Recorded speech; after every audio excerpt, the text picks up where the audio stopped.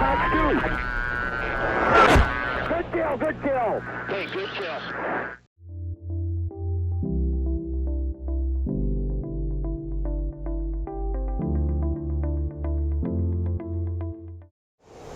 Hey guys, welcome back to another video. We're back in the F-15E Strike Eagle. Today we're fighting a flanker, none other than the Su-35 Flanker E, which also sometimes is referred to as the Super Flanker.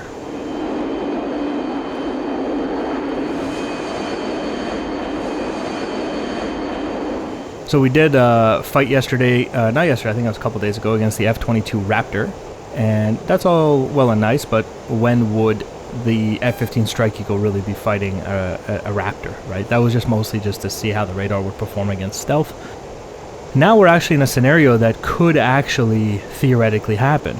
Of course, the F-15 Strike Eagle is maybe not the greatest dogfighter, but it is intended to fight its way in and out of situations, hence why it has the radar and, you know, the AMRAAMs and stuff. So here we have a lock. I actually got him on. I didn't think it would lock. It locked him at 107 miles. Unbelievable, man. We locked a flanker at 107 miles. That thing also has a really good radar, but he's also carrying hypersonic missiles. The R-37M, which I assume is the reason why he's attempting to lock me right now anyway. He's probably trying to get a solution for that hypersonic. And so basically the scenario here is like if the F-15 Strike Eagle was to get bounced by a flanker, you know, could it defend itself, or is it going to become very easy prey to a flanker? At the end of the day, it is an F-15, right?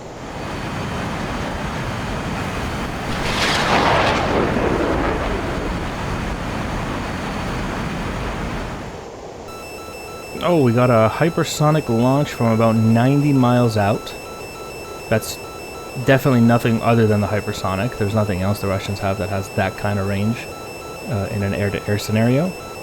So I'm going to use this mountain up in front. We're going to cover behind that to try to protect ourselves from the hypersonics best we can.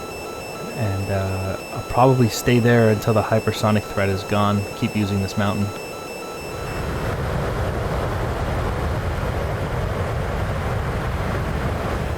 A lot of people were asking in the comment section what's the huge difference between this and the Charlie variant and all the other F-15 versions.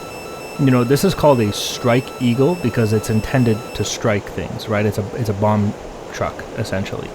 And what that means is, you know, by the way, we broke that hypersonic missile. You can hear that. The lock is gone. It's got a dual cockpit, right? So we got another guy in the back. That's added weight. The guy, the cockpit, the seat, all that stuff. You also have conformal tanks on the body of the aircraft. All of this is added weight, added drag to the aircraft. Also consider all the structural changes and integrity, you know, changes to the aircraft in order to make it strong enough to carry the massive bomb load that this thing carries. Right, got them locked again here at 69 miles now.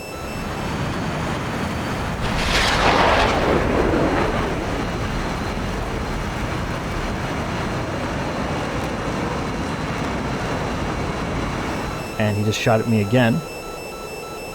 So yeah, for those reasons, the Strike Eagle is actually very heavy, and its aerodynamic performance is very different than a Charlie variant. You know, a Charlie variant is a very good dogfighter, for example. There's nothing wrong with it. But the Strike Eagle, you know, you guys saw how it was against the F-16. So, you know. But in terms of BVR, it's a whole different story. I mean, it's still got that powerful radar. It still has AMRAAMs. Many of them, if you want. I don't really see why this thing should ever get into a merge, right? Pull up, we're diving. I think we already broke that hypersonic. We already broke that hypersonic launch. Or line of sight on that missile. But those things reacquire, they're like meteors. At least that's how it feels. So I'm just gonna hang out here. And I'm also wondering if I should maybe conduct the entire engagement from this mountain range.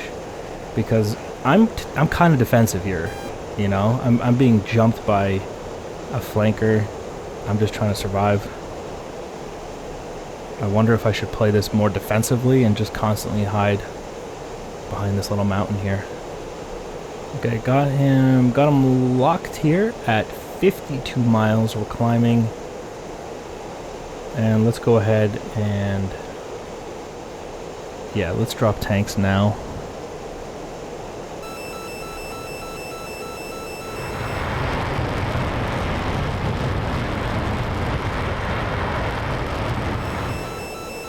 Okay, I'm fairly certain that that is another hypersonic missile, because I just came up here and it reacquired me, but I think it's way off to the side and it's not really a problem. So we should be fine. Fox 3.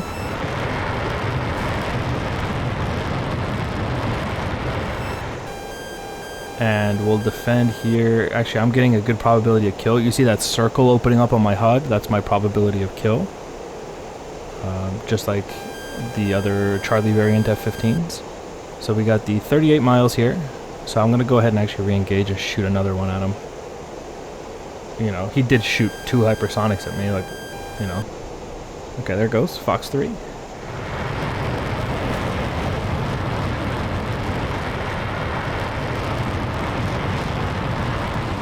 Alright, and we'll go ahead and defend here. Reduce altitude.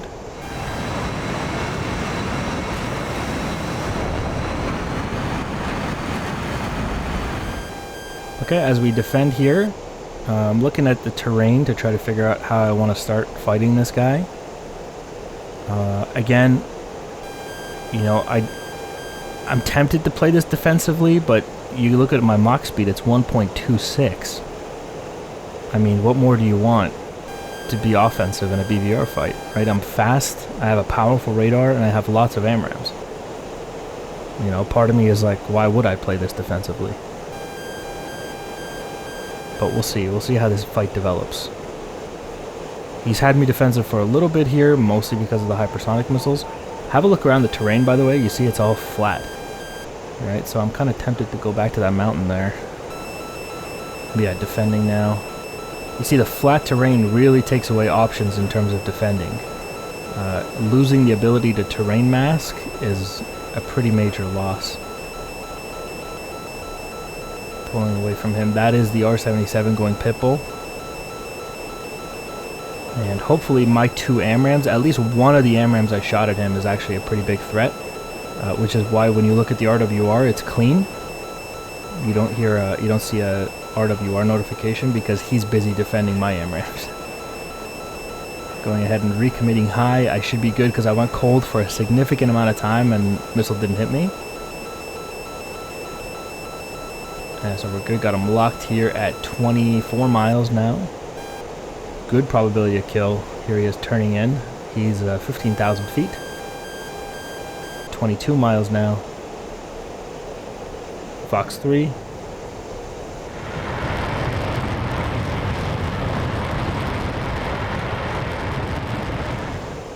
That should cause some trouble for him. That's like 19 miles, 18 miles.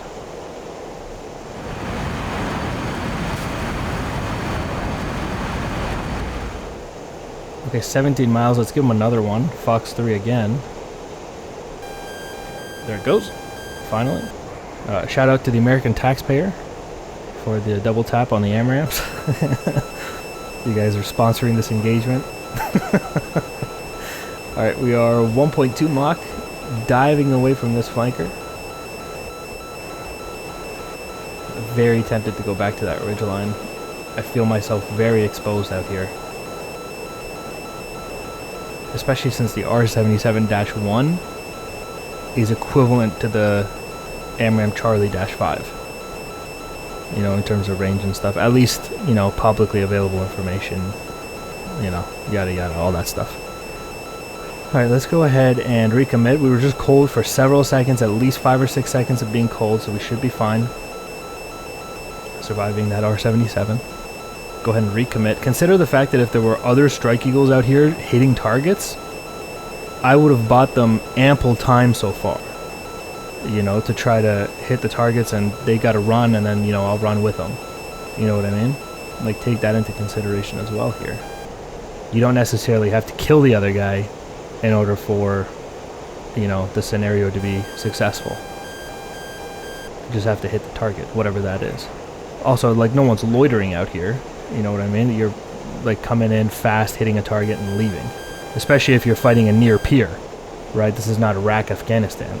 Like, you know, say you're fighting a near peer enemy. Got him locked at like 20 miles. 19 miles, Fox 3.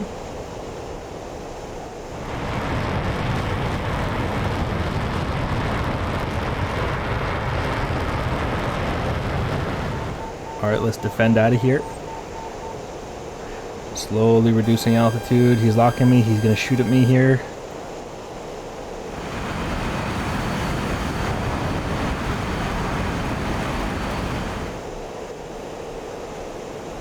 Okay, we're turning away. And there's a missile launch. We were expecting that. Okay. Reducing altitude. Remember, the altitude reduction is about dragging the missile into denser air, thereby creating more drag and friction on that missile, which will deplete its energy, and you can defeat it like that. You see that ridge line up there that I just looked at? That's where I'm going to go, I think. And we're going to fight from there. We're going to leapfrog from this mountain to that mountain. I'm going to fight them there. And sometimes, you know, we've talked about this in other videos, sometimes these scenarios do kind of start to feel like infantry combat, in the sense that, you know, you're going cover to cover, and then you're popping up, you're shooting, and then you're scooting down. Maybe you got to relocate to another piece of cover, you know. Maybe you're advancing, maybe you're retreating by, you know, based on how bad the engagement is going for you, right? So in a lot of ways it does kind of feel like that. It's just kind of like 3D, right? And it's got a vertical component. So he's gone. Nothing on RWR. There we go, got him. Look at this, he's cold. Got him at 21 miles. Probably defending my old AMRAM. And he's recommitting onto me. Watch the RWR. It's completely clean right now, which means his radar is not hitting me. Fuel low. Warning. Okay, fuel low, yeah. Look at his radar is not hitting me at all. Which also, and he's pointed at me now, which means he's not looking in the right place in the sky, so I'm just going to keep pushing him. 13 miles here, he's going to die. He's going to die right here. Because he's not looking, he's not expecting me to be high. There he goes, he's looking at me now, Fox 3. That's 10 miles and we're off.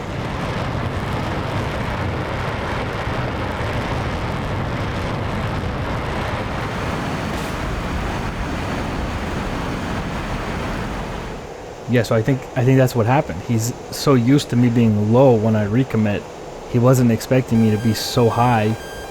He wasn't scanning high. Oh, there's a missile. Oh, that might hit me. That might hit me. I mean, he's for sure dead. But this might hit me. I gotta use this ridgeline here. He wasn't expecting me to be high, so it took him way too long to find me on radar. Oh, we're gonna make it to this ridgeline. Yes. Yes. And the tone immediately cuts. Oh my god, we just made it. We got him. I'm sure we got him. There's no way he survived that.